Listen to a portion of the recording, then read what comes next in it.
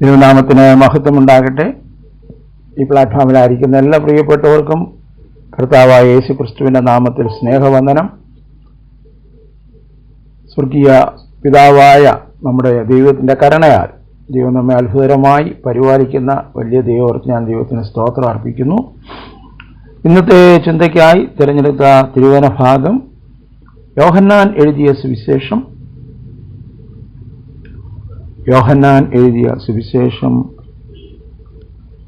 21 അധ്യായം അതിൻ്റെ 15 മുതൽ 17 വരെയുള്ള വാക്യങ്ങൾ.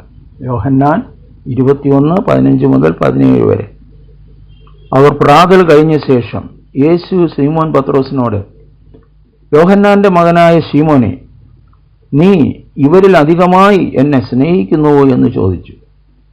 അതിനവൻ, ഉവ്വ് കർത്താവേ, എനിക്ക് നിന്നോട് പ്രിയമുണ്ട് എന്ന് നീ അറിയുന്നുവല്ലോ എന്ന് പറഞ്ഞു. എൻ്റെ കുഞ്ഞാടുകളെ മേയ്ക്ക എന്ന് അവൻ അവനോട് പറഞ്ഞു. രണ്ടാമതും അവനോട്, യോഹന്നാനെ മകനായ ശീമോനെ, നീ എന്നെ സ്നേഹിക്കുന്നുവോ എന്ന് ചോദിച്ചു. അതിനവൻ, ഉവ്വ് കർത്താവേ, എനിക്ക് നിന്നോട് പ്രിയമുണ്ട് എന്ന് നീ അറിയുന്നില്ലയോ എന്ന് പറഞ്ഞു. എൻ്റെ ആടുകളെ പാലിക്ക എന്ന് അവനോട് പറഞ്ഞു. മൂന്നാമതും അവനോട്, യോഹന്നാന്റെ മകനായ ശീമോനെ, നിനക്കെന്നോട് പ്രിയമുണ്ടോ എന്ന് ചോദിച്ചു. എന്നോട് പ്രിയമുണ്ടോ എന്ന് മൂന്നാമതും ചോദിക്കയാൽ പത്രോസ് ദുഃഖിച്ചു. കർത്താവേ, നീ സകലവും അറിയുന്നു, എനിക്ക് നിന്നോട് പ്രിയമുണ്ട് എന്നും നീ അറിയുന്നു എന്ന് അവനോട് പറഞ്ഞു. യേശു അവനോട്, എൻ്റെ ആടുകളെ മേയ്ക്ക, എൻ്റെ ആടുകളെ മേയ്ക്ക. നമ്മൾ ചിന്തിക്കുന്ന ടോപ്പിക്കിൻ്റെ ടൈറ്റിൽ എന്ന് പറയുന്നത് ഓർഡൈൻഡ് മിനിസ്ട്രീസ്, ദൈവത്താൽ നിയോഗിക്കപ്പെട്ട ശുശ്രൂഷ. ഈ വായിച്ച വേദഭാഗത്തിൻ്റെ പശ്ചാത്തലം നമുക്ക് നന്നായിട്ടറിയാം. യേശു കർത്താവ് മരിച്ച് ഉയർത്തെഴുന്നേറ്റു. മൂന്നാമത്തെ പ്രാവശ്യം തൻ്റെ ശിഷ്യന്മാർക്ക് യേശു പ്രത്യക്ഷനാകുകയാണ്. ഈ ശിഷ്യന്മാർ പകൽ മുഴുവനും മീൻ പിടിക്കാനായിട്ട് പോയി അധ്വാനിച്ചിട്ട് ഒന്നും കിട്ടിയില്ല. രാത്രി വളരെ അധ്വാനിച്ചു. കർത്താവ് അവർക്ക് പ്രത്യക്ഷനായി. അവിടുത്തെ മീന് വലതുഭാഗത്ത് വല വീശാനായിട്ട് പറയുന്നു. പടക് നിറച്ച് മീനൊക്കെ കിട്ടുന്നു. ഇതൊക്കെ ഒരു പശ്ചാത്തലമാണ്. അപ്പോൾ ഉയർത്തെഴുന്നേറ്റ് യേശുവിനെ കണ്ട ശേഷവും ശിഷ്യന്മാർ മീൻ പിടിക്കാൻ പോയി. അവരെ വീണ്ടും കർത്താവ് സന്ധിക്കുകയാണ്. അപ്പോൾ ഉയർത്തെഴുന്നേറ്റ കർത്താവ് മൂന്നാം പ്രാവശ്യമാണ് ശിഷ്യന്മാർക്ക് പ്രത്യക്ഷനായിട്ട് അതിൽ പത്രോസിനെ വിളിച്ച് ചോദിക്കുകയാണ്, നീ ഇവരിൽ അധികമായി എന്നെ സ്നേഹിക്കുന്നുവോ? നമുക്കറിയാം, നീ ജീവനുള്ള ദൈവത്തിൻ്റെ പുത്രനായ ക്രിസ്തുവെന്ന് യേശു ക്രിസ്തുവിനെ കുറിച്ച് പറഞ്ഞത് പത്രോസാണ്. അപ്പോൾ തന്നെ യേശു കർത്താവ് മറുപടി പറഞ്ഞു, ഇത് മനുഷ്യരാരും നിനക്ക് പഠിപ്പിച്ചതല്ല, സ്വർഗസ്ഥനായ പിതാവ് വെളിപ്പെടുത്തി തന്ന ആളാണ്. പക്ഷേ ക്രൂശീകരണത്തിന് സമയത്ത് പത്രോസ് 3 പ്രാവശ്യം യേശുവിനെ തള്ളിപ്പറഞ്ഞു, എനിക്ക് യേശുവിനെ അറിയത്തില്ല എന്ന് പറഞ്ഞു. ഇവിടെ ഇതാ യേശു 3 പ്രാവശ്യം ഒരേ ചോദ്യം ചോദിക്കുകയാണ്, നീ ഇവരിലധികമായി എന്നെ സ്നേഹിക്കുന്നുവോ? സ്നേഹിക്കുന്നു എങ്കിൽ എൻ്റെ ആടുകളെ മേയ്ക്ക എന്നാണ് യേശു കർത്താവ് പറയുന്നത്. അപ്പോൾ ഓർഡൈൻഡ് മിനിസ്ട്രി എന്ന് പറയുന്നത് ദൈവ സ്നേഹത്താൽ ചെയ്യേണ്ട ശുശ്രൂഷയാണ്. ആടുകളെ മേയ്ക്കുക. പലപ്പോഴും ഈ ഓർഡൈൻഡ് മിനിസ്ട്രി എന്ന് പറയുമ്പോൾ പാസ്റ്ററൽ മിനിസ്ട്രി എന്ന് മാത്രമാണ് കരുതുന്നത്. അല്പം കൂടെ തുറന്നു പറഞ്ഞാൽ പൗരോഹിത്യ ശുശ്രൂഷ, അങ്ങനെയാണ് ചിലർ പറയുന്നത്. പൗരോഹിത്യ ശുശ്രൂഷ. എന്നാൽ നമുക്ക് വളരെ വ്യക്തമായി അറിയാവുന്നൊരു കാര്യമാണ്. തിരുവചനത്തിലൂടെ നമ്മൾ മനസ്സിലാക്കുന്നത്, പുതിയ നിയമ ശുശ്രൂഷയിൽ പുരോഹിതന്റെ ശുശ്രൂഷ നമ്മൾ കാണുന്നില്ല. അപ്പോൾ തന്നെ അന്ധകാരത്തിൽ നിന്നും ദൈവത്തിൻ്റെ അത്ഭുത പ്രകാശത്തിലേക്ക് വന്നവർ, അവർക്ക് കൊടുത്തിരിക്കുന്ന പദവി രാജകീയ പുരോഹിത വർഗമെന്നാണ്. ശ്രദ്ധിച്ച് ആ കാര്യങ്ങൾ നമ്മൾ മനസ്സിലാക്കിയിരിക്കണം. 1 പത്രോസ് 2-ാം അധ്യായം 9-ാം വാക്യത്തിൽ അവിടെ ഇങ്ങനെ നാം വായിക്കുന്നു, നിങ്ങളോ അന്ധകാരത്തിൽ നിന്ന് തൻ്റെ അത്ഭുത പ്രകാശത്തിലേക്ക് വിളിച്ചവൻ്റെ സൽഗുണങ്ങളെ ഘോഷിപ്പാൻ തിരഞ്ഞെടുക്കപ്പെട്ട ജാതിയും രാജകീയ പുരോഹിത വർഗവും ആകുന്നു, വിശുദ്ധ വംശവും സ്വന്തം ജനവുമാകുന്നു. അപ്പോൾ രക്ഷിക്കപ്പെട്ട എല്ലാവരും, പാപത്തിൻ്റെ ശിക്ഷയിൽ നിന്ന് രക്ഷിക്കപ്പെട്ട എല്ലാവരും പുതിയ നിയമസഭയിൽ രാജകീയ പുരോഹിത വർഗം എന്ന സ്ഥാനപ്പേര് നൽകപ്പെട്ടിരിക്കുന്നു. എന്നാൽ രാജകീയ പുരോഹിത വർഗം എന്ന ശുശ്രൂഷ ചെയ്യേണ്ടത് എപ്പോഴാണ്? അതിനുവേണ്ടിയാണ് നമ്മളിപ്പോൾ ഇവിടെ പണിയപ്പെടുന്നത് എന്നും നമ്മളത് വ്യക്തമായി മനസ്സിലാക്കണം. കർത്താവ് പറഞ്ഞു, ഞാൻ എൻ്റെ സഭയെ പണിയും. അപ്പോൾ എന്തിനു വേണ്ടിയാണ് പണിയുന്നത്? 1 പത്രോസ് 2-ാം അധ്യായം 4-ഉം 5-ഉം വാക്യങ്ങൾ. 1 പത്രോസ് 2-ാം അധ്യായം 4-ഉം 5-ഉം വാക്യങ്ങൾ. മനുഷ്യർ തള്ളിയതെങ്കിലും ദൈവസന്നിധിയിൽ ശ്രേഷ്ഠവും മാന്യവുമായ ജീവനുള്ള കല്ലായ യേശുക്രിസ്തുവിൻ്റെ അടുക്കൽ വന്നിട്ട്. എന്തുകൊണ്ട് ഞാൻ അവിടെ യേശുക്രിസ്തുവിൻ്റെ അടുക്കൽ വന്നിട്ട് എന്ന് ഞാൻ പറയാൻ കാരണം, പലരും വിചാരിക്കുന്നത് പത്രോസാണ് സഭയുടെ അടിസ്ഥാനം, പത്രോസിൻ്റെ മേലാണ് സഭ പണിയുന്നത്. ഇങ്ങനെയൊക്കെ ചില വലിയ ഉപദേശങ്ങളുണ്ട്, പത്രോസിൻ്റെ സിംഹാസനം. എന്നാൽ പരിശുദ്ധാത്മാവിനാൽ നിറയപ്പെട്ട പത്രോസ് തന്നെ പറയാണ്, എൻ്റെ അടുക്കൽ വന്നിട്ടെന്നല്ല, മനുഷ്യർ തള്ളിയതെങ്കിലും ദൈവസന്നിധിയിൽ ശ്രേഷ്ഠവും മാന്യവുമായ ജീവനുള്ള കല്ലായ യേശുക്രിസ്തുവിൻ്റെ അടുക്കൽ വന്നിട്ട് നിങ്ങളും ജീവനുള്ള കല്ലുകളെന്ന പോലെ, നിങ്ങളും ജീവനുള്ള കല്ലുകളെന്ന പോലെ ആത്മീയ ഗ്രഹമായി യേശുക്രിസ്തു മുഖാന്തരം ദൈവത്തിന്, പിതാവായ ദൈവത്തിന് പ്രസാദമുള്ള ആത്മീക യാഗം കഴിപ്പാൻ തക്ക വിശുദ്ധ പുരോഹിത വർഗം ആകേണ്ടതിന് പണിയപ്പെടുന്നു. അപ്പോൾ ഈ രാജകീയ പുരോഹിത ശുശ്രൂഷ എപ്പോഴാണ് ചെയ്യുന്നത്? വെളിപ്പാട് പുസ്തകം 20-ാം അധ്യായം 6-ാം വാക്യത്തിൽ അവിടെ വെളിപ്പെടുത്തിയിരിക്കുക എപ്പോഴാണ് ആ രാജകീയ പുരോഹിത ശുശ്രൂഷ ചെയ്യുന്നതെന്ന്. വെളിപ്പാട് പുസ്തകം 20-ന്റെ 6-ൽ, ഒന്നാമത്തെ പുനരുത്ഥാനത്തിൽ പങ്കുള്ളവൻ ഭാഗ്യവാനും വിശുദ്ധനുമാകുന്നു. രണ്ടാം മരണത്തിന് അവൻ്റെ മേൽ അധികാരമില്ല.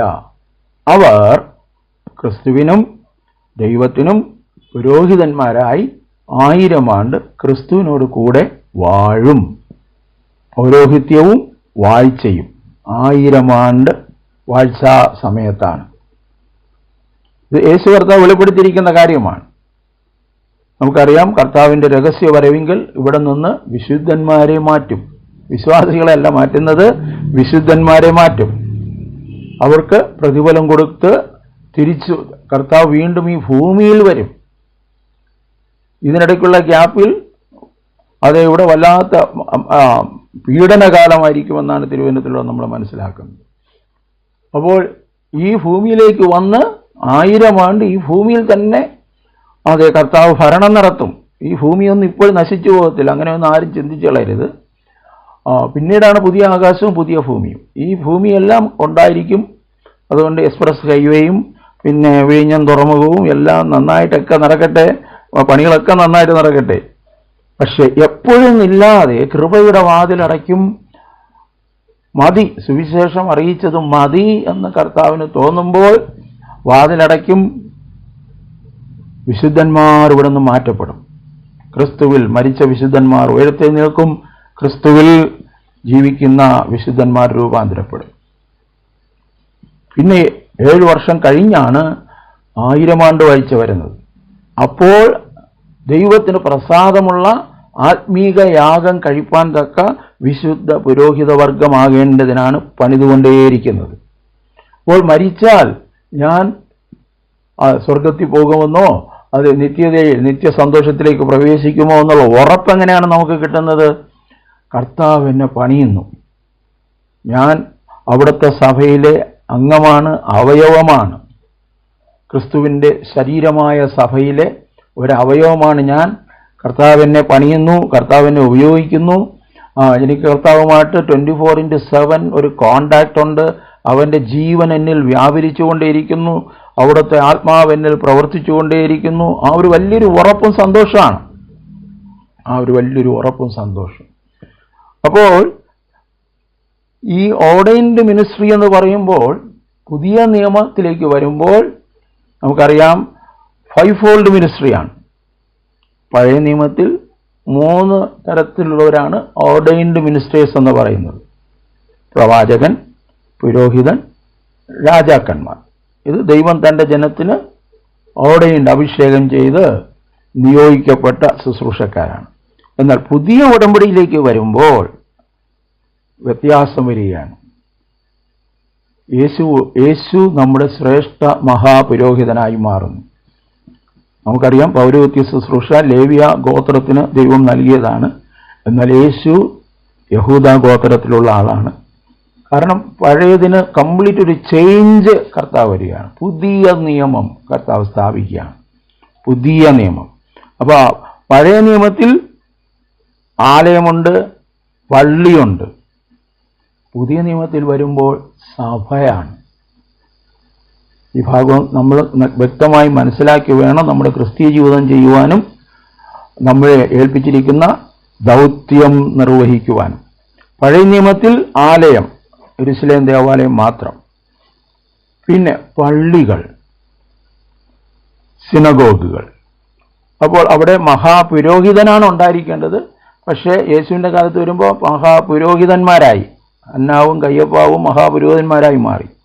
സിസ്റ്റമൊക്കെ അങ്ങ് കംപ്ലീറ്റ് ചേഞ്ചായി. ശാസ്ത്രിമാർ, പരീശന്മാർ, പള്ളിപ്രമാണികൾ, പിന്നെ അതുപോലെ തന്നെ വൈദികന്മാർ, പിന്നെ വിശ്വാസികളായ സദൂക്യന്മാർ. അവരും വിശ്വാസികളാണ്, പക്ഷേ മരണാനന്തരം ഒരു ജീവിതമുണ്ട്, പുനരുദ്ധാനമുണ്ട് എന്നൊന്നും അവർ വിശ്വസിക്കാത്തവർ. അവരും ഇതിൻ്റെ ഒരു ഭാഗമായിരുന്നു എന്ന് നമ്മൾ തിരുവചനത്തിലൂടെ നമ്മൾ മനസ്സിലാക്കുന്നു. അപ്പോൾ സഭയെന്ന് പറയുന്നത് കെട്ടിടമല്ല. ആലയം കെട്ടിടമാണ്, പള്ളി കെട്ടിടമാണ്. സഭ കെട്ടിടമായിട്ടല്ല തിരുവചനത്തിൽ നമ്മൾ കാണുന്നത്. സഭ ഒരു സ്പിരിച്വൽ ബിൽഡിംഗ് ആണ്, ആത്മീയ ഗ്രഹം. അപ്പോസ്തലനായ പൗലോസ് സഭയെക്കുറിച്ച് പറയുമ്പോൾ അപ്പോസ്തല പ്രവൃത്തികൾ 20:28 അപ്പോസ്തല പ്രവൃത്തികൾ 20:28 നിങ്ങളെ തന്നെയും താൻ സ്വന്തം രക്തത്താൽ സമ്പാദിച്ചിരിക്കുന്ന ദൈവത്തിന്റെ സഭയെ മേയ്പ്പാൻ, താൻ സ്വന്തം രക്തത്താൽ സമ്പാദിച്ചിരിക്കുന്ന ദൈവത്തിന്റെ സഭ. അപ്പോൾ ദൈവത്തിന്റെ സഭയെന്ന് പറയുന്നത് നിർദോഷവും നിഷ്കളങ്കവുമായ കുഞ്ഞാടിന്റെ വിലയേറിയ രക്തത്താൽ വിലയ്ക്ക് വാങ്ങപ്പെട്ടവരുടെ കൂട്ടം. സഭയെന്ന് പറയുമ്പോൾ 2 രീതിയിൽ നമ്മൾ മനസ്സിലാക്കണം. ദൃശ്യമായ സഭകൾ, പ്രാദേശിക സഭകൾ, അദൃശ്യമായ ഏക സഭ, ഇൻവിസിബിൾ ചർച്ച്, വിസിബിൾ ചർച്ചസ്. രണ്ടും നമ്മൾ വ്യക്തമായി മനസ്സിലാക്കും. നമ്മുടെ ചുറ്റും ഒരുപാട് സഭകളാണ്. തിരുവനന്തപുരം പട്ടണത്തിൽ തന്നെ ഏകദേശം 2000-ലധികം സഭകളുണ്ടെന്നാണ് പറയുന്നത്.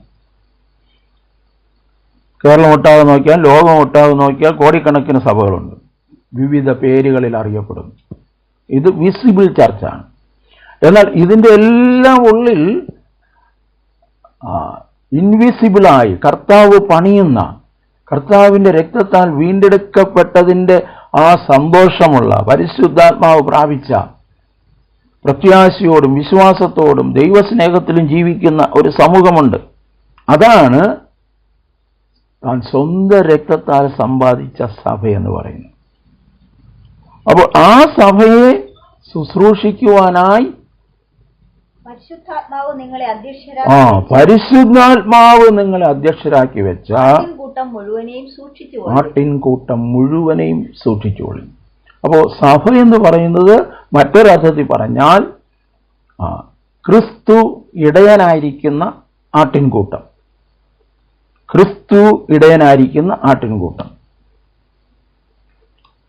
യേശു കർത്താവ് തന്റെ ശുശ്രൂഷ വേളയിൽ ഒരിക്കൽ ഇപ്രകാരം പറഞ്ഞു. യോഹന്നാൻ എഴുതിയ സുവിശേഷം 10-ാം അധ്യായം 26-ാം വാക്യത്തിൽ തന്നിൽ വിശ്വസിച്ച യഹൂദന്മാരുമായി താൻ സംസാരിക്കുമ്പോൾ സത്യം പറഞ്ഞപ്പോൾ അവർക്ക് ഉൾക്കൊള്ളാൻ കഴിഞ്ഞില്ല. അപ്പോൾ യേശു കർത്താവ് പറയുകയാണ് യോഹന്നാൻ 10:26, നിങ്ങൾ എൻ്റെ ആടുകളുടെ കൂട്ടത്തിലുള്ളവരല്ലായ്കയാൽ ഞാൻ പറയുന്നത് വിശ്വസിക്കുന്നില്ല. എൻ്റെ ആടുകൾ എൻ്റെ ശബ്ദം കേൾക്കും, ഞാൻ അവയെ അറിയുന്നു, അവ എന്നെ അനുഗമിക്കുന്നു. ഇതെല്ലാം വളരെ പ്രധാനപ്പെട്ട വാക്യങ്ങളാണ്.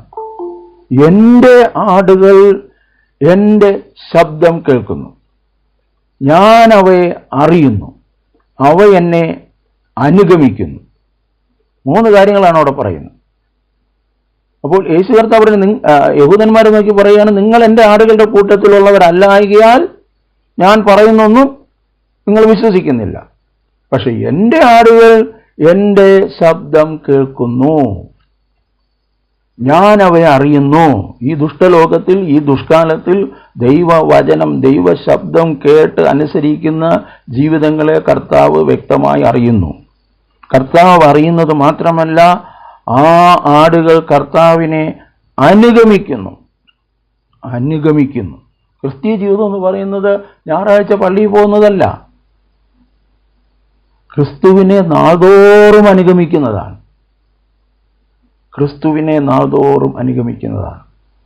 അപ്പോൾ പുതിയ നിയമം വന്നപ്പോൾ നമുക്കറിയാം, പൗലോസ് അപ്പോസ്തലൻ പഴയ നിയമത്തിൻ്റെ ഉസ്താദാണ്.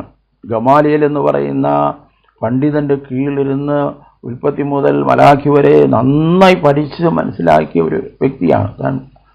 പഴയ നിയമത്തെക്കുറിച്ച് തനിക്ക് നല്ല പ്രാഗൽഭ്യമുണ്ട്. അതുകൊണ്ട് തന്നെയാണ് സുവിശേഷ പ്രവർത്തനങ്ങളിൽ പൗലോസിനെ കുറിച്ച് എഴുതിയിരിക്കുമ്പോൾ തിരുവെഴുത്തുകളെ ആധാരമാക്കി അവൻ സംസാരിച്ചു, തിരുവെഴുത്തുകളിലൂടെ തെളിയിച്ചു, യേശു തന്നെ ക്രിസ്തു എന്ന് തെളിയിച്ചു. ആ ഭാഗങ്ങളൊക്കെ വളരെ ഇമ്പോർട്ടൻ്റ് ആണ്. അന്ന് നമുക്ക് തന്നിരിക്കുന്ന ഒരു ബൈബിളില്ല, പഴയ നിയമത്തിൻ്റെ ചുരുളുകളേ ഉള്ളൂ. ഇന്ന് നമുക്ക് ലൂക്കോസ് എഴുതിയ സുവിശേഷവും മർക്കോസ് എഴുതിയ സുവിശേഷവും കൊരിന്ത്യർക്ക് ലേഖനം എന്നൊക്കെ പറഞ്ഞെടുക്കാം. അന്ന് അങ്ങനെയില്ല. അതുകൊണ്ടാണ് പൗലോസ് തനിക്ക് വേണ്ടി പ്രാർത്ഥിക്കണമെന്ന് പറയും. ഞാൻ ചങ്ങല ധരിച്ച സ്ഥാനാപതിയായിരിക്കുന്ന സുവിശേഷത്തിൻ്റെ മർമ്മം പ്രസ്താവിക്കുവാൻ ഞാൻ വായ് തുറക്കുമ്പോൾ അത് പ്രാഗൽഭ്യത്തോടെ സംസാരിക്കേണ്ടതിന് എനിക്ക് വേണ്ടി പ്രാർത്ഥിപ്പീൻ. അപ്പോൾ പുതിയ നിയമത്തിൻ്റെ ശുശ്രൂഷയും പഴയ നിയമത്തിൻ്റെ ശുശ്രൂഷയും കൂടെ ഇന്ന് കൂടിക്കലർന്ന് കിടക്കുന്നത് കൊണ്ടാണ് പലർക്കും ആകെ ഒരു കൺഫ്യൂഷൻ, വളരെ കൺഫ്യൂഷനാണ്. ഇന്ന് നമ്മൾ കാണുന്ന പല ശുശ്രൂഷകളിലും പുതിയ നിയമത്തിൻ്റെ ശുശ്രൂഷ നടക്കുന്നില്ല എന്ന് വളരെ വേദനയോടെ പറയട്ടെ. അവർക്ക് ഇന്നും പഴയ നിയമ ക്യാരക്ടേഴ്സിനെ കുറിച്ചും അതിൽ സങ്കീർത്തനങ്ങളുള്ള വാക്യങ്ങളെക്കുറിച്ചും മാത്രം പറഞ്ഞ് യേശുക്രിസ്തുവിനെയോ യേശുക്രിസ്തുവിൻ്റെ ഉപദേശങ്ങളെയോ എന്താണ് സഭയെന്നോ ഒന്നും പഠിപ്പിക്കാതെ ഈ ലോക ജീവിതത്തിൽ എങ്ങനെ വിടുതൽ പ്രാപിക്കാം, എങ്ങനെ സുഖമായി ജീവിക്കാം എന്ന് മാത്രം, നിത്യജീവന്റെ മൊഴികളെക്കുറിച്ച് പലപ്പോഴും പറയുന്നില്ല. അപ്പോൾ പുതിയ നിയമത്തിൻ്റെ ശുശ്രൂഷയെക്കുറിച്ച് അപ്പോസ്തലനായ പൗലോസ് പറയുമ്പോൾ നമുക്ക് നോക്കാം. 2 കൊരിന്ത്യർ 3-ാം അധ്യായം 6-ാമത്തെ വാക്യം. ആ 3-ാം അധ്യായം മുഴുവനും വായിക്കേണ്ടതാണ്. പക്ഷേ നമ്മുടെ സമയപരിമിതിയിൽ ഞാൻ 6-ാമത്തെ വാക്യം മാത്രമേ വായിക്കുന്നുള്ളൂ. 2 കൊരിന്ത്യർ 3:6 അവൻ ഞങ്ങളെ പുതു നിയമത്തിന്റെ ശുശ്രൂഷകന്മാരാകുവാൻ പ്രാപ്തരാക്കി. അക്ഷരത്തിന്റെ ശുശ്രൂഷകന്മാരല്ല, ആത്മാവിന്റെ ശുശ്രൂഷകന്മാരത്രേ. അക്ഷരം കൊല്ലുന്നു, ആത്മാവോ ജീവിപ്പിക്കുന്നു. കല്ലിൽ അക്ഷരമായി കൊത്തിയിരുന്ന മരണ ശുശ്രൂഷ നീക്കം വരുന്നതായ മരണം ശുശ്രൂഷ നീക്കം വരുന്നതായ മോശയുടെ മുഖ തേജസ് നിമിത്തം മോശയുടെ മുഖതേജസ് നിമിത്തം ഇസ്രായേൽ മക്കൾക്ക് അവന്റെ മുഖത്ത് നോക്കിക്കൂടാതെ വണ്ണം തേജസ് ഉള്ളതായെങ്കിൽ ആത്മാവിന്റെ ശുശ്രൂഷയോ അധികം തേജസ്സുള്ളതാകുകയില്ല. ആ ഭാഗം നമ്മൾ മനസ്സിലാക്കണം. പഴയ നിയമത്തിൽ ന്യായപ്രമാണം മോശ മുഖാന്തരം വന്നു, കൃപയും സത്യവും യേശുക്രിസ്തു മുഖാന്തരം വന്നു. അപ്പൊ ന്യായപ്രമാണം കൊണ്ടുവന്നപ്പോൾ മോശയുടെ മുഖം തേജസ്സുള്ളതായിരുന്നു. അത് മരണത്തിന്റെ ശുശ്രൂഷ എന്നാണ് എഴുതിയിരിക്കുന്നത്. കാരണം ന്യായപ്രമാണം അനുസരിച്ച് ആർക്കും ജീവിക്കാൻ പറ്റത്തില്ല. ന്യായപ്രമാണം അതനുസരിക്കുന്നവന് മാത്രമേ ജീവിക്കത്തുള്ളൂ. പക്ഷെ ന്യായപ്രമാണത്തിന് കഴിയാവുന്നതിനെ സാധിപ്പിക്കുവാനാണ് യേശു കർത്താവ് ന്യായപ്രമാണത്തെ കാൽവരി ക്രൂശിൽ നിവർത്തീകരിച്ചത്. അതുകൊണ്ടാണ് ദൈവത്തിന്റെ നീതി എന്ന് പറയുന്നത് യേശു ക്രിസ്തുവിൽ വിശ്വസിക്കുന്നവൻ നീതിമാനാകും. അത് പല പ്രാവശ്യം ആ ഭാഗങ്ങൾ നമ്മൾ പറഞ്ഞിട്ടുണ്ട്. അപ്പോൾ ആ തേജസ് നീക്കം വരുന്ന തേജസ്സായിരുന്നു. പക്ഷേ സുവിശേഷത്തിന്റെ തേജസ്സോ അത് തേജസ്സിന്റെ മേൽ തേജസ് പ്രാപിക്കുന്നതാണ്. അവിടുത്തെ സ്വരൂപത്തോടും അവിടുത്തെ സാദൃശ്യത്തോടും നമ്മെ അനുരൂപരാക്കുന്നതാണ് സുവിശേഷം. ദൈവം തന്റെ സാദൃശ്യത്തിലും സ്വരൂപത്തിലും മനുഷ്യനെ സൃഷ്ടിച്ചു. പാപം ചെയ്തപ്പോൾ സാദൃശ്യവും സ്വരൂപവും നഷ്ടപ്പെട്ടു. ആ സ്വരൂപവും സാദൃശ്യവും തിരിച്ചു വരുന്നതാണ് പുതിയ നിയമത്തിന്റെ ശുശ്രൂഷ, സുവിശേഷം. അതാണ് പൗലോസ് പറഞ്ഞത്, ഈ ലോകത്തിന്റെ ദൈവം എന്ത് ചെയ്തു? തേജസ്സുള്ള സുവിശേഷത്തിന്റെ മഹത്വം മനസ്സിലാക്കാൻ കഴിയാതെ വണ്ണം അവിശ്വാസികളുടെ മനസ്സ് കുരുടാക്കി. ഇതൊരു മതമാക്കി മാറ്റിക്കളഞ്ഞു. ക്രിസ്തു മതം, ക്രിസ്തു മാർഗം, ഇത് രണ്ട് എൻ്റയർലി ഡിഫറൻ്റ് ആണെന്ന് നമ്മൾ മനസ്സിലാക്കണം. ക്രിസ്തു മതം സാത്താൻ്റെ വലിയൊരു വഞ്ചനയാണ്. മതവിശ്വാസികളായിരിക്കുക, മതത്തിൽ കുറേ ആചാരങ്ങളും അനുഷ്ഠാനങ്ങളൊക്കെ ഉണ്ട്, അത് റെഗുലറായിട്ട് ചെയ്തു കഴിഞ്ഞാൽ അങ്ങ് സ്വർഗത്തിൽ പോകും. ദൈവം നമ്മെ നടത്തുന്നു, ദൈവം നമ്മെ കരുതിയതിനായി സ്തോത്രം എന്നെല്ലാം പറഞ്ഞങ്ങ് പോകുന്നു. ദൈവത്തിൻ്റെ വഴിയിൽ നടക്കേണ്ടുന്ന കാര്യം പറയുന്നില്ല. ഇന്ന് ഞങ്ങളുടെ ഭവനത്തിൽ ഒരു ഹൈന്ദവ സഹോദരൻ വന്നു. അപ്പോൾ ഞാനതൊക്കെ കണ്ടപ്പോൾ ആദ്യം ചെറിയ ജോലിക്കായിട്ടാണ് വന്നത്. 4 വര കുറി പോലെ വരച്ചിട്ടിരിക്കുകയാണ്. അപ്പോൾ ഞാൻ ചില കാര്യങ്ങൾ അദ്ദേഹത്തോട് ചോദിച്ചു. അപ്പോൾ അമ്മ മരിച്ചുപോയി, 3 സഹോദരിമാരുണ്ട്, 3 സഹോദരിമാരും ഇദ്ദേഹത്തെ നോക്കുന്നില്ല. അപ്പനും മോളുടെ കൂടെ അങ്ങ് പോയി. അപ്പോൾ ഇയാൾ ഒറ്റയ്ക്കാണ്. അപ്പോൾ 1 മാസത്തോളം തനിക്ക് പൈൽസിൻ്റെ അസുഖമുണ്ട്. 1 മാസത്തോളം വീട്ടിൽ കിടന്നു. മരുന്ന് വാങ്ങാനും ആശുപത്രി പോകാനും തനിക്ക് കഴിയുന്നില്ല. എങ്ങനെയോ ഒരു സഹോദരിയുടെ ഭർത്താവ് അത് മനസ്സിലാക്കി വീട്ടിൽ വന്ന് നോക്കി. നടക്കാനൊന്നും വയ്യ, വല്ല വിധേന ഹോസ്പിറ്റലിൽ കൊണ്ടെത്തിച്ചു. അപ്പോൾ ഡോക്ടർമാർ നോക്കിയപ്പോൾ രക്തം ഇല്ല. ഇദ്ദേഹം ചോദിച്ചു, ഈ അസുഖം തുടങ്ങിയിട്ട് എത്ര നാളായി? വളരെ കാലമായി, പക്ഷെ 1 മാസമായിട്ട് ഞാൻ കിടപ്പിലായിരുന്നു. നിങ്ങൾ ജീവിച്ചിരുന്നത് തന്നെ ഒരു അത്ഭുതമാണ്. നിങ്ങൾ എന്ത് മന്ത്രവാദം വല്ലതും ചെയ്തോ? എന്താണ്, നിങ്ങൾ ആരാണ്? പറഞ്ഞു, ഞാൻ ദൈവമേന്ന് വിളിച്ച് ഞാൻ കിടന്നു. അദ്ദേഹത്തിൻ്റെ പേര് കുമാർ എന്നാണ്. അപ്പോൾ 1 മാസം താൻ കിടന്നത് ഡോക്ടർ മെഡിക്കലി നോക്കുമ്പോൾ ഇമ്പോസിബിൾ, മരിക്കേണ്ടതാണ്. അദ്ദേഹം പറയുന്നു, ദൈവം എന്നെ കരുതി. അപ്പോൾ എല്ലാ മതങ്ങളിലുള്ളവർക്കും ഇതുപോലെയുള്ള അനുഭവങ്ങൾ പറയാനുണ്ട് എന്ന യാഥാർത്ഥ്യം നാം മറക്കരുത്. എന്താണ് പിന്നെ ക്രിസ്തു മാർഗത്തിൻ്റെ വ്യത്യാസം? അത് ദൈവം എന്നെ നടത്തുന്നതല്ല, ഞാൻ ദൈവത്തിൻ്റെ വഴിയിൽ നടക്കുന്നതാണ്. ഒരു കാലത്ത് വഴി എന്താണ്, സത്യം എന്താണ്, ജീവൻ എന്താണെന്ന് എനിക്കറിയത്തില്ലായിരുന്നു. ഈ ജീവിതത്തിൻ്റെ അർത്ഥം എന്താണെന്ന് അറിയത്തില്ലായിരുന്നു. ഞാൻ ഈ ഭൂമിയിൽ എങ്ങനെയാണ് ജീവിക്കേണ്ടതെന്ന് എനിക്കറിയത്തില്ലായിരുന്നു.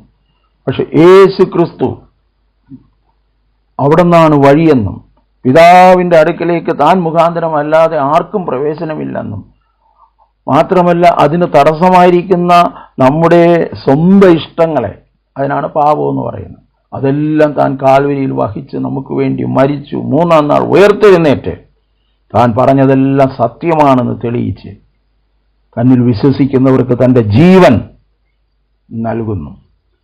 അപ്പോൾ പുതു നിയമത്തിന്റെ ശുശ്രൂഷ അത് തേജസ്സിന്റെ ശുശ്രൂഷ, അത് തേജസ്സിന്മേ തേജസ് നൽകുന്നതാണ്.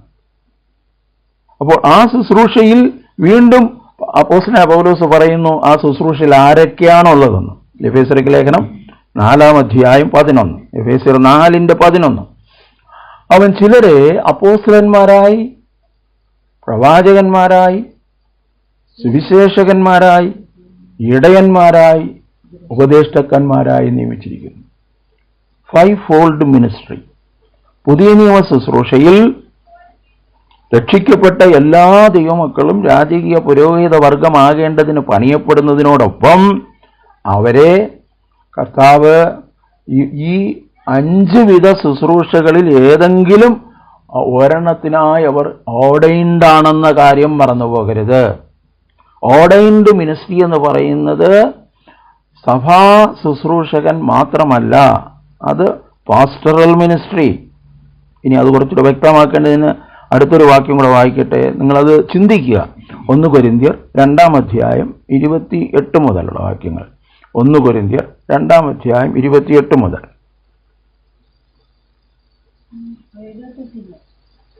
ഒന്ന് കൊരിന്ത്യർ 12:28.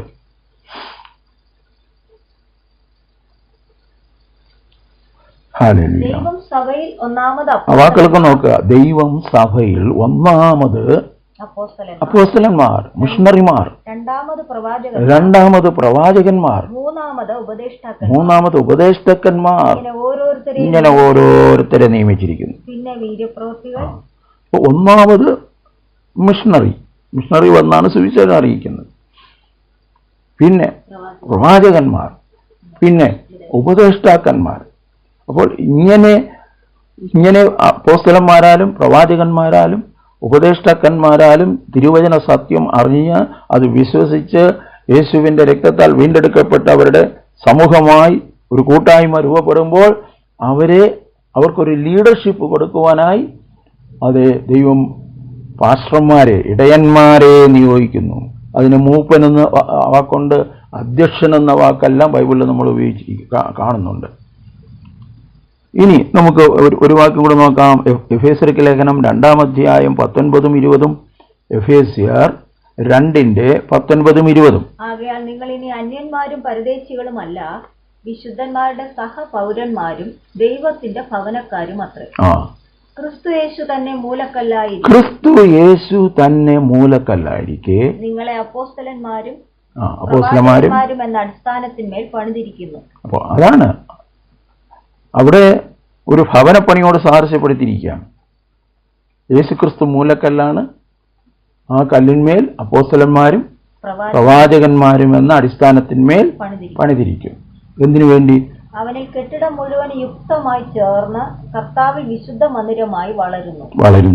അവനിൽ നിങ്ങളെയും ദൈവത്തിന്റെ നിവാസമാകേണ്ടതിന് ആത്മാവിനാൽ ഒന്നിച്ച് പണിതു വരുന്നു. ദൈവത്തിന്റെ നിവാസമാകേണ്ടതിന് പരിശുദ്ധാത്മാവിനാൽ ഒന്നിച്ച് പണിയുന്നു. അതാണ് ആത്മീക വളർച്ചയോടെ ഉണ്ടാകുകയാണ്. അല്ല ഒരു സ്റ്റേബിളായി ഞാനൊരു വിശ്വാസിയാണ്, ഒരു വളർച്ചയുമില്ല, ഞാൻ വിശ്വസിക്കുന്നു, വിശ്വാസ പ്രമാണം പറഞ്ഞങ്ങ് പോകുന്നു, അത് ഒരു ദിവസം 3 പ്രാവശ്യം പറഞ്ഞാലും നല്ല കാര്യം തന്നെ, അതല്ല. അതെ, അപ്പോൾ മതങ്ങളിലാണ് പുരോഹിതന്മാർ. തെറ്റിദ്ധരിക്കരുത്, മതങ്ങൾക്കാണ് പുരോഹിതന്മാർ ഇന്നുള്ളത്. അപ്പോസ്തല പ്രവൃത്തികൾ ഒരു പുരോഹിതനെ കുറിച്ച് നമ്മൾ കാണുന്നുണ്ട്. അപ്പോസ്തല പ്രവൃത്തികൾ 14:13.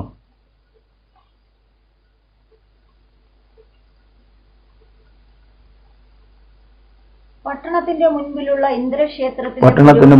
ഇന്ദ്രക്ഷേത്രത്തിലെ പുരോഹിതൻ, അവന്റെ പേര് സേനാസ്.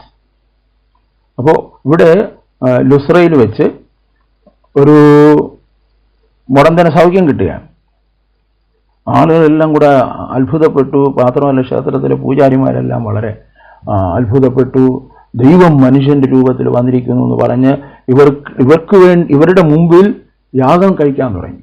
അപ്പോഴാണ് പൗലോസും കൂടെയുള്ള ശിഷ്യന്മാരും അപ്പോസ്തലന്മാരും ചേർന്ന് പറഞ്ഞു, അയ്യോ ഞങ്ങൾ നിങ്ങളെപ്പോലെ പച്ച മനുഷ്യരാണെന്ന് പറഞ്ഞ് വസ്ത്രം കീറി, എന്നിട്ട് നിങ്ങൾ ഈ വ്യർത്ഥകാര്യങ്ങളെ വിട്ട് ജീവനുള്ള ദൈവത്തെങ്കിലേക്ക് തിരിഞ്ഞു വരണമെന്ന് പറഞ്ഞു. അപ്പോൾ ആ സംഭവത്തിലാണ് ഒരു പുരോഹിതന്റെ കാര്യം പറയുന്നത്. സഭയിൽ അപ്പോസ്തലന്മാർ, പ്രവാചകന്മാർ, സുവിശേഷകന്മാർ, ഇടയന്മാർ, ഉപദേഷ്ടാക്കന്മാരേ ഉള്ളൂ. ഇടയന്മാർ അവരാണ് പ്രാദേശിക സഭയുടെ ശുശ്രൂഷ, ലീഡർഷിപ്പ്, പാസ്റ്റേഴ്സ്. അത് മറന്നു പോകരുത്. അപ്പോൾ പഴയ നിയമകാലത്ത് ഈ ശുശ്രൂഷകൾ ഒരു ഇടയത്വ ശുശ്രൂഷ മനോഭാവത്തോടെ ചെയ്യണമെന്നാണ് പ്രവാചകന്മാരിലൂടെ ദൈവം അരുളി ചെയ്തിട്ടുള്ളത്. പക്ഷെ അതന്ന് അവർ അത് ഒട്ടും തന്നെ ഏറ്റെടുത്തില്ല. അതുകൊണ്ട് യേശു കർത്താവ് ശുശ്രൂഷയ്ക്ക് വന്നപ്പോൾ അന്നത്തെ യഹൂദ മത നേതാക്കന്മാരെ നോക്കി വിളിച്ചത് കുരുടന്മാരായ വഴികാട്ടികളെന്നാണ്. കാരണം ഒരു ഇടയൻ വഴികാട്ടിയാണ്. ഇടയൻ മുന്നമേ പോകുന്നു, ആടുകൾ പിറകേന്ന് അവനെ അനുഗമിക്കുന്നു. ഒരിക്കൽ ഞാനൊരു തമാശയ്ക്ക് ഇങ്ങനെ ഞാൻ കേട്ടു, അത് ഇറച്ചിക്ക് കൊണ്ടുപോകുന്ന ആടിനെ പിറകേന്ന് അടിച്ചടിച്ച് കൊണ്ടുപോകും. എന്നാൽ മേച്ചിൽ സ്ഥലത്തേക്ക് കൊണ്ടുപോകുന്ന ആടുകൾ ഇടയൻ മുന്നമേ പോയുന്നു, ആടുകൾ പിറകേന്ന് പോകുന്നു. ഇടയൻ മേച്ച സ്ഥലത്ത് കൊണ്ട് നിർത്തുന്നു. ഇന്ന് പലതും ഇറച്ചിക്ക് കൊണ്ടുപോകുമ്പോൾ അടിച്ചടിച്ച് കൊണ്ടുപോവുകയാണ്. എങ്ങോട്ട് കൊണ്ടുപോകുന്നെന്ന് പലർക്കും അറിയത്തില്ല. നോക്കുക, യേശു കർത്താവ് അന്നത്തെ നേതൃത്വത്തെ വിളിച്ച എങ്ങനെ യേശുവിനെ ക്രൂശിക്കായിരിക്കും അല്ലേ? മത്തായി സുവിശേഷം 15:14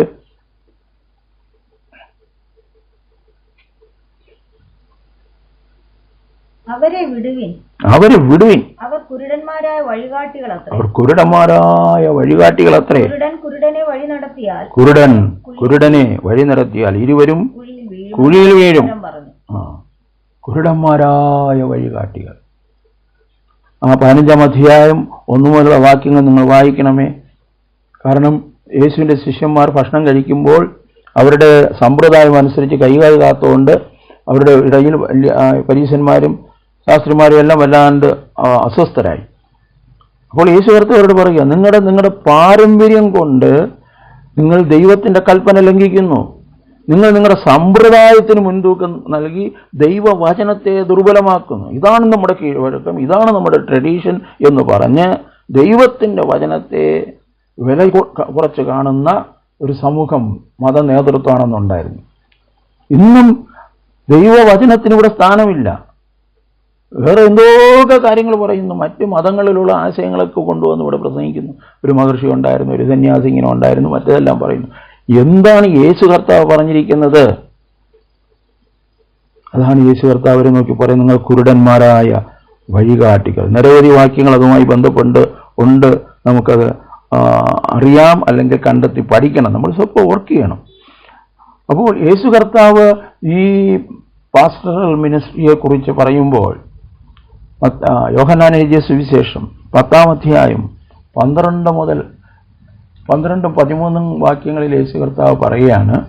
യോഹന്നാൻ എഴുതിയ സുവിശേഷം 10-ാം അധ്യായം 12 മുതൽ. ഇടയനും ആടുകളുടെ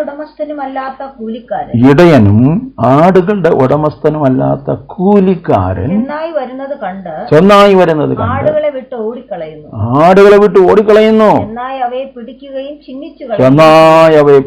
ചിഹ്നിച്ചു കളയുകയും ചെയ്യുന്നു. അവൻ കൂലിക്കാരനും ആടുകളെ കുറിച്ച് വിചാരമില്ലാത്തവനുമല്ലോ. അപ്പോൾ ആടുകളുടെ ഉടമസ്ഥൻ എന്ന് പറയുന്നത് ദൈവമാണ്. അതാണ് താൻ സ്വന്തം രക്തത്താൽ സമ്പാദിച്ച ആട്ടിൻകൂട്ടം, ദൈവത്തിൻ്റെ സഭ. പക്ഷെ സഭയിൽ ശുശ്രൂഷിക്കാൻ നിയോഗിച്ചിരിക്കുന്നവർ കൂലിക്കാരാണ്. കൂലിക്കാരെന്ന് കർത്താവ് തന്നെ പറയാണ്. പക്ഷെ അവൻ ആടുകളെ കുറിച്ച് വിചാരമുള്ളവനായിരിക്കണം. അവൻ ആടുകളെക്കുറിച്ച് വിചാരമുള്ളവനായിരിക്കണം. പക്ഷേ ആടുകളെക്കുറിച്ചല്ല വിചാരം, കൂലിയെക്കുറിച്ചാണ് വിചാരം. ആടുകളെ സംരക്ഷിക്കുന്നില്ല. എന്തിൽ നിന്ന്? ചെന്നായ്ക്കളിൽ നിന്ന്. എന്താണ് ഈ ചെന്നായ്ക്കൾ? യേശു കർത്താവിൻ്റെ ശുശ്രൂഷയുടെ ആരംഭത്തിലേ യേശു പറഞ്ഞു. മത്തായി സുവിശേഷം 7-ാം അധ്യായം 15 മുതലൊക്കെ നമ്മൾ വായിക്കുമ്പോൾ അവിടെ കാണാം, കള്ളപ്രവാചകന്മാരെ സൂക്ഷിച്ചുകൊള്ളുവീൻ. അവർ ആടുകളുടെ വേഷം കൊണ്ട് നിങ്ങളുടെ അടുക്കൽ വരുന്നു, അകമേയോ കടിച്ചു കീറുന്ന ചെന്നായ്ക്കളത്രേ.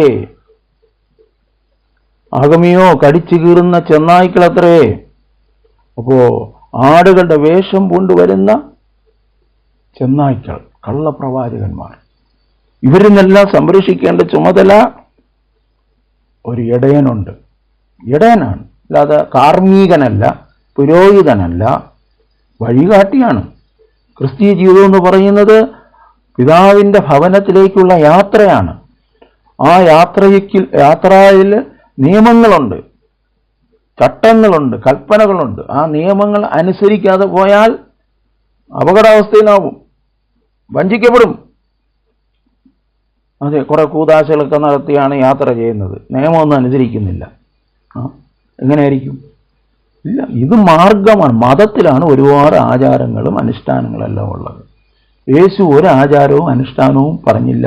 യേശു നൽകിയതെല്ലാം കൽപ്പനകളാണ്. എന്നെ സ്നേഹിക്കുന്നവൻ എൻ്റെ കൽപ്പനകൾ പ്രമാണിക്കും, എന്നെ സ്നേഹിക്കുന്നവൻ എൻ്റെ വചനം പ്രമാണിക്കും, എന്നെ സ്നേഹിക്കാത്തവൻ എൻ്റെ വചനത്തെ അനുസരിക്കുന്നില്ല. ഇന്ന് ക്രിസ്തുവിൻ്റെ വചനത്തിന് യാതൊരു വിലയുമില്ലാതെ വന്നുപോയല്ലോ എന്ന് കാണുന്നു. അപ്പോൾ ഇടയത്വ ശുശ്രൂഷ മാത്രമല്ല, മറ്റു 4 ശുശ്രൂഷകളും ദൈവസ്നേഹത്താൽ നിറയപ്പെട്ട് ചെയ്യുന്നതായിരിക്കണം. ദൈവസ്നേഹത്താൽ. അതാണ് പറഞ്ഞു, നിങ്ങൾ എന്നെ സ്നേഹിക്കുന്നുവെങ്കിൽ എൻ്റെ ആടുകളെ മേയ്ക്കാം. എന്തുകൊണ്ട് മിഷണറിമാർ ജർമ്മനിയിൽ നിന്നും ഇംഗ്ലണ്ടിൽ നിന്നെല്ലാം ഇവിടെ കടന്നു വന്നു? ഇവിടെ നിന്നൊന്നും കിട്ടാനല്ല എന്ന് പറഞ്ഞാൽ ഭൗതികമായി ഒന്നും കിട്ടാനല്ല, ചില ആത്മാക്കളെ നേടുവാനായിട്ടാണ് അവർ വന്നത്. ഈ ആടുകൾക്കൊരു പ്രത്യേകതയുണ്ട്. ഇടയൻ ഒരിക്കലും പ്രസവിക്കാറില്ല, ആടുകളാണ് പ്രസവിക്കുന്നത് നമുക്കറിയാം. പക്ഷേ എന്താണ് അതിൻ്റെ ആത്മീകമായി നമ്മൾ മനസ്സിലാക്കേണ്ടത്? ദൈവസ്നേഹത്തിൽ ആത്മഭാരത്തോടെ ശുശ്രൂഷ ചെയ്യുന്ന ആടുകളുടെ അധ്യക്ഷനായിരിക്കുന്ന ഒരു ഇടയൻ ശുശ്രൂഷ ചെയ്യുമ്പോൾ ആ ശുശ്രൂഷയിലൂടെ അപ്പോസ്തലന്മാർ, പ്രവാചകന്മാർ, സുവിശേഷകന്മാർ, ഇടയന്മാർ, ഉപദേഷ്ടാക്കന്മാർ പുറപ്പെട്ടു വരും.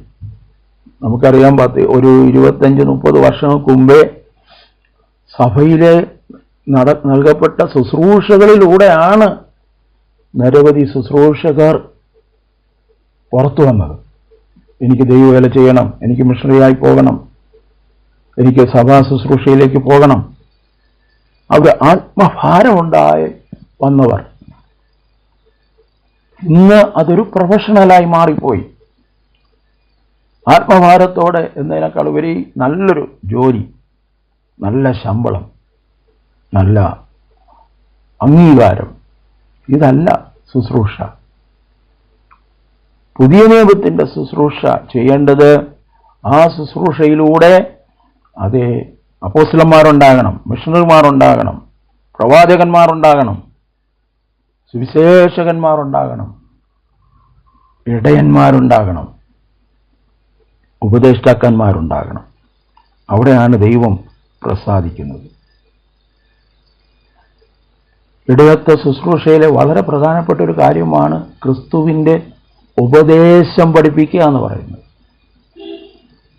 ഇടയ്ക്കൊരു സീനിയർ സൺഡേ സ്കൂൾ അധ്യാപകനോട് ചോദിച്ചു, ക്രിസ്തുവിൻ്റെ അടിസ്ഥാന ഉപദേശങ്ങൾ, ക്രിസ്തു മാർഗത്തിൻ്റെ അടിസ്ഥാന ഉപദേശങ്ങൾ ഏതെന്നറിയാമോ? ഒരു ഐഡിയ ഇല്ല.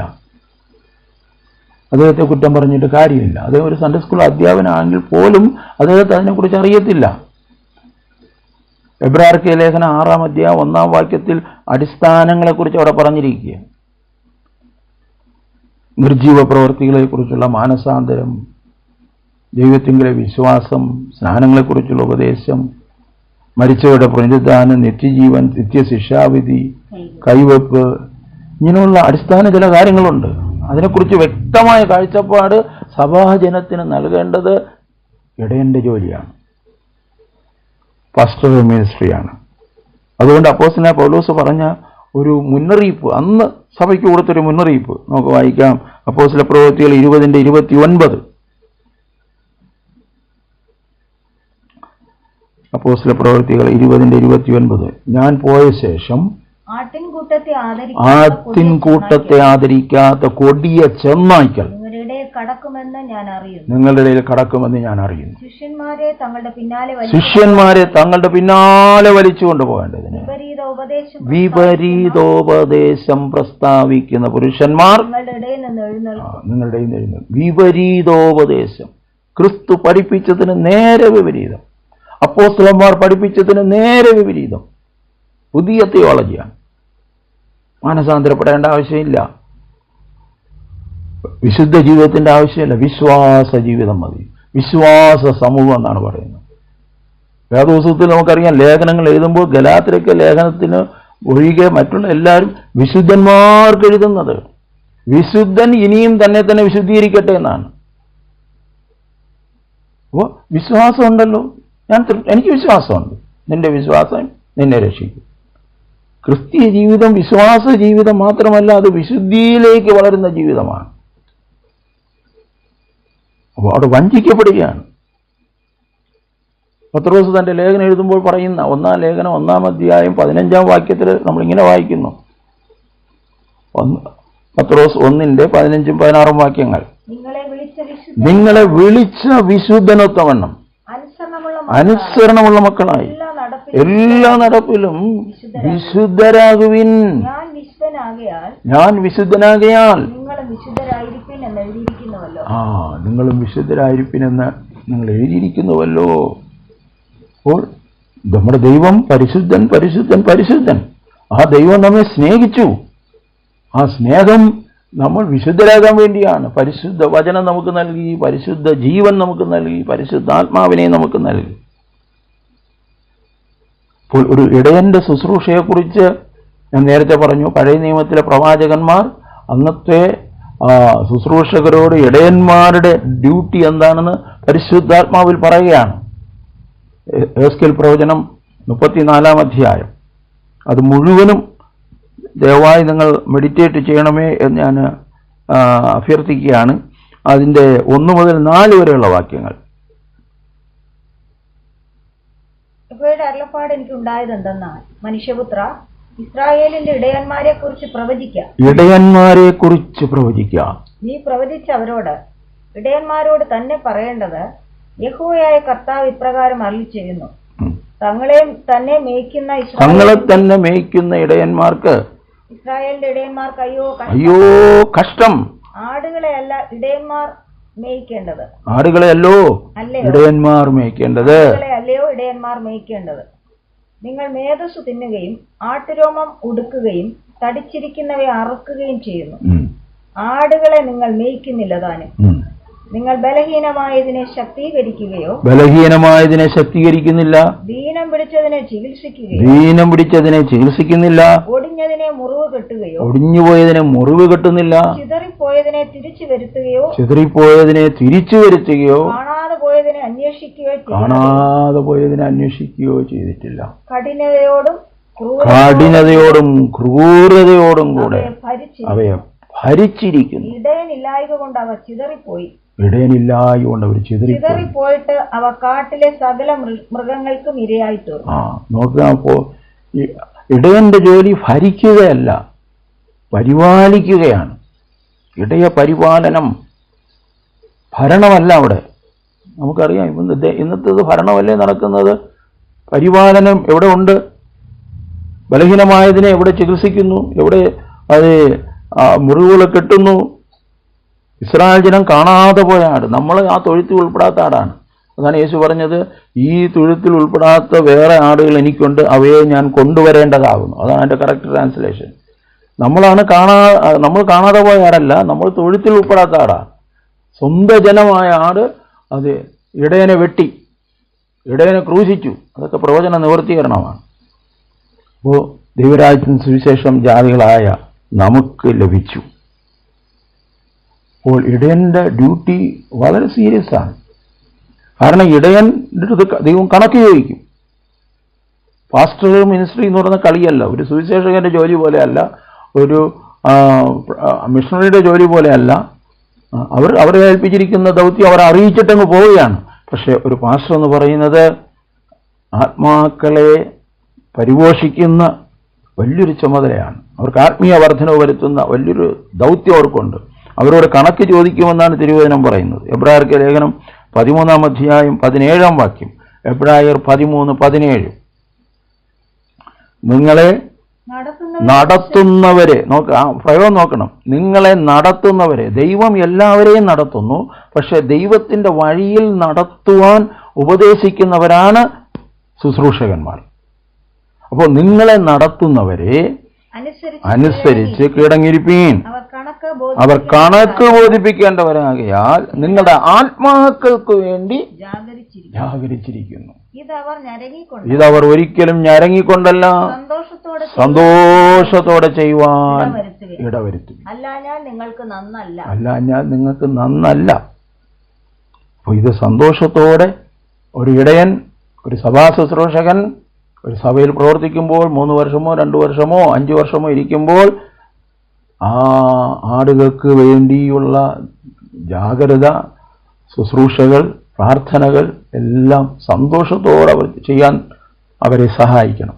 കാരണം അവർ കണക്ക് ബോധിപ്പിക്കേണ്ടവരാണ് എന്നത്രേ തിരുവചനത്തിൽ നമ്മെ ബോധ്യപ്പെടുത്തുന്നത്. അപ്പോൾ ഈ ഇടയത്വ ശുശ്രൂഷ കുറിച്ച് പത്രോസ് പറഞ്ഞിരിക്കുന്ന ഒരു ഭാഗം കൂടെ വായിച്ച് ഞാൻ അവസാനിപ്പിക്കാമെന്ന് വിചാരിക്കുന്നു. 1 പത്രോസ് 5-ാം അധ്യായം 1 മുതൽ 4 വരെയുള്ള വാക്യങ്ങൾ. 1 പത്രോസ് 5-ാം അധ്യായം 1 മുതൽ 4 വരെയുള്ള വാക്യങ്ങൾ. നിങ്ങളിലുള്ള മൂപ്പന്മാരെ ഒരു കൂട്ടുമൂപ്പനും ക്രിസ്തുവിന്റെ കഷ്ടാനുഭവത്തിന് സാക്ഷിയും വെളിപ്പെടുവാനുള്ള തേജസ്സിന്റെ കൂട്ടാളിയുമായ ഞാൻ പ്രബോധിപ്പിക്കുന്നത് നിങ്ങളുടെ വിചാരണയിലുള്ള ദൈവത്തിന്റെ നിങ്ങളുടെ കൈവശമുള്ള ആ ദൈവത്തിന്റെ ആട്ടിൻകൂട്ടത്തെ മേയ്ക്കുക. ഭരിക്കുക എന്നല്ല, മേയ്ക്കുക. നിർബന്ധത്താലല്ല, ദൈവത്തിന് ഹിതമാകും വണ്ണം മനഃപൂർവമായി, ഒരിക്കലും ദുരാഗ്രഹം പാടില്ല, ഉന്മേഷത്തോടെ ഇടവകളുടെ മേൽ കർത്തൃത്വം നടത്തുന്നവരായിട്ടല്ല, ആട്ടിൻകൂട്ടത്തിന് മാതൃകളായി തീർന്നും കൊണ്ട് അധ്യക്ഷത ചെയ്യുവീൻ. എന്നാൽ ഇടയശ്രേഷ്ഠൻ പ്രത്യക്ഷനാകുമ്പോൾ തേജസ്സിന്റെ വാടാത്ത കിരീടം പ്രാപിക്കും. അപ്പോ ഇതെത്ര സീരിയസ് ആയി നമുക്കാണ്. ഇന്ന് മിക്ക സഭാഭാഗങ്ങളും നമ്മൾ മീഡിയയിൽ കാണുകയാണ്, അച്ഛന്മാർ തമ്മിലാണ് അടിക്കുന്നത്, വിശ്വാസികൾ ചെന്ന് പിടിച്ചു മാറ്റേണ്ടി വരും. എത്ര ദയനീയം. കാരണം ദൈവത്തിൻ്റെ ഹിതത്തിൽ നിന്നും ദൈവത്തിൻ്റെ ആ ഇഷ്ടത്തിൽ നിന്നും കുരുടന്മാരായ വഴികാട്ടികളായി മാറിപ്പോയി.